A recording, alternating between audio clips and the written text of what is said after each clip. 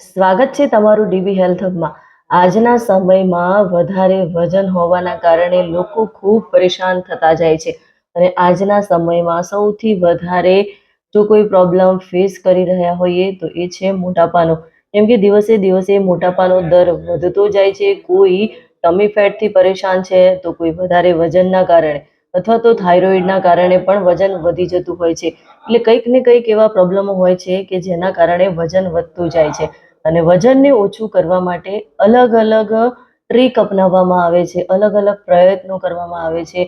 લોકો વજન ઓછું કરવા માટે જીમમાં જાય છે, ડાયટ ફોલો કરે છે અને ઘણીવાર તો લોકો એટલા બધા વ્યથિત થઈ જાય છે કે વજન ઓછું કરવા માટે ભૂખ્યા રહેવાનું પણ શરૂ કરી દે છે।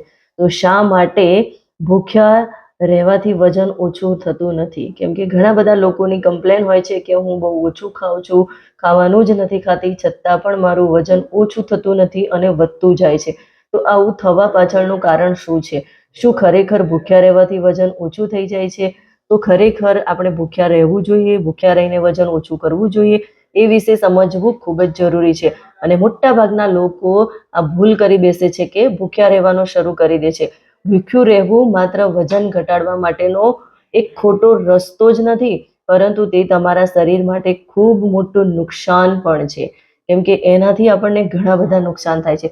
તો ભૂખ્યા રહીને વજન ઓછું થઈ શકે છે અથવા તો વજન ઓછું થાય છે તો પછી એ સસ્ટેન નથી રહેતું, મેન્ટેન નથી રહેતું। કેમ કે વજન ઓછું કરવા માટે આપણે ભૂખ્યા રહીએ છીએ, પણ જેવું આપણે વજન ઓછું થઈ ગયા પછી બંધ કરીએ છીએ તો વજન આપણું બેકઅપ થતું હોય છે અને સાથે સાથે ભૂખ્યા રહીને વજન ઓછું કર્યું હોય તો બોડીની અંદર ઘણા બધા પ્રોબ્લેમો આવી શકે છે।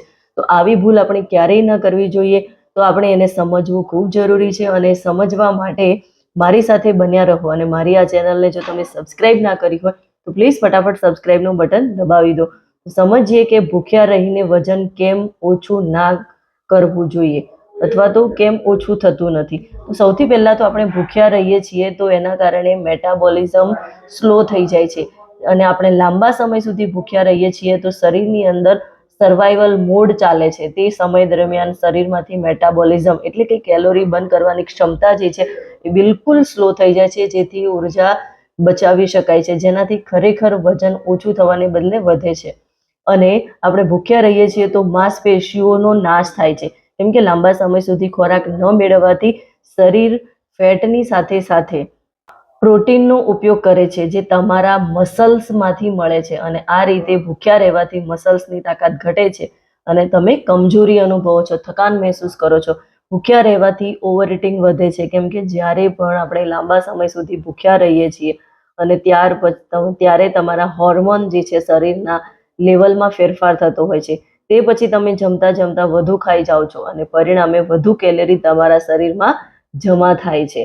એટલે ખરેખર ભૂખ્યા રહેવાથી પણ આપણને તકલીફ ઊભી થાય છે અને શારીરિક અને માનસિક પ્રભાવ પર પણ તેની અસર થાય છે। ભૂખ્યા રહેવાના પરિણામે તકલીફો વધે છે શારીરિક અને માનસિક, જેમ કે થાક લાગવો, માથાનો દુખાવો, ડિપ્રેશન જેવી માનસિક સમસ્યાઓ થવા લાગે છે। શરીર અને મન બંનેની તાકાત ઘટે છે, જેનાથી દિનચર્યામાં પણ મુશ્કેલી ઊભી થાય છે અને ફેટ સ્ટોરેજ વધી જાય છે, કેમ કે ભૂખ્યા રહેવાથી શરીર વધુ ફેટ સંગ્રહવાનું શરૂ કરી દે છે, કારણ કે તેને લાગે છે કે વધુ ખોરાક નહીં મળે। આ રીતે ખરેખર ફેટ ઓછું થવાના બદલે ફેટમાં વધારો થાય છે। તો ખરેખર આપણે ભૂખ્યા રહીને વજન ઓછું કરવાની ભૂલ ના કરવી જોઈએ। ભૂખ્યા રહેવાથી ખાલી આપણું વજન ઓછું થાય છે, પણ એની સાથે સાથે બીજા ઘણા બધા પ્રોબ્લેમો ઊભા થાય છે। સતત આપણે ભૂખ્યા રહીને વજન ઓછું કરીએ છીએ તો સ્કિન લટકવા માંડે છે, સ્કિન પર ક્રીઝ પડી જાય છે અને વજન એકલું આપણું ઓછું થાય છે પણ ફેટ ઓછું થતું નથી। એટલે ફેટ મેઇન છે, ઓછું કરવું જરૂરી છે। એટલે ફેટને ઓછું કરવા માટે આપણે રૂટીન લાઈફસ્ટાઈલમાં ચેન્જ લાવવો ખૂબ જરૂરી છે અને આપણી આસપાસના લોકલ આપણું જે પ્રમાણેનું ફૂડ હોય, જેમ કે ગુજરાતી હોય તો ગુજરાતી લોકોનું ખાવા પીવાનું રહન સહન અલગ વસ્તુ છે, સાઉથ ઇન્ડિયન લોકોનું ખાવા પીવાની આખી અલગ સિસ્ટમ છે। તો એ પ્રમાણે જે પ્રમાણે તમારું લોકલ ફૂડ છે એ લોકલ ફૂડને ધ્યાનમાં રાખીને એની અંદર જ નવા ચેન્જીસો કરીને તમે તમારું વજન ઓછું કરશો તો પ્રોબ્લેમ નહીં આવે।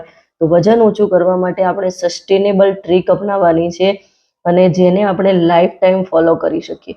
ભૂખ્યા રહીને વજન ઓછું કરવા જઈશું તો આપણે લાઈફ ટાઈમ સુધી ભૂખ્યા નથી રહી શકવાના.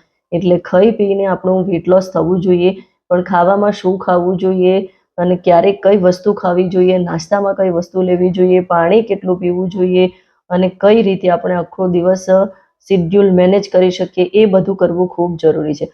અને જો તમે પણ વધારે વજનના કારણે પરેશાન છો, ટમી ફેટથી પરેશાન છો અને બીજા કોઈ હેલ્થ ડિસીઝ તમારે પ્રોબ્લેમ છે, તો એના માટે તમે મારો કોન્ટેક્ટ કરી શકો છો. હું એક health and fitness nutritionist coach Daksha Patel છું અને છેલ્લા 6 વર્ષથી તમારા જેવા લોકોની મદદ કરવા માટે હું તત્પર હોઉં છું. અને આ વર્ષનું મારું મિશન છે કે 1000 લોકોને હેલ્ધી અને ખુશહાલ બનાવવા છે.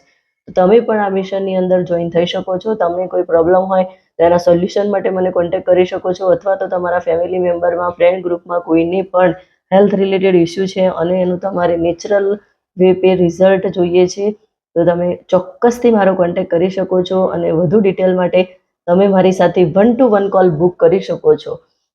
1 to 1 કોલ કઈ રીતે બુક કરવો તેની ડિટેલ ડિસ્ક્રિપ્શનમાં આપેલી જ છે. તમે મને વોટ્સઅપ મેસેજ પણ કરી શકો છો. વિડીયો ગમ્યો હોય તો એને વધારેમાં વધારે લોકો સુધી શેર કરો અને મારી આ ચેનલને સબસ્ક્રાઈબ કરો.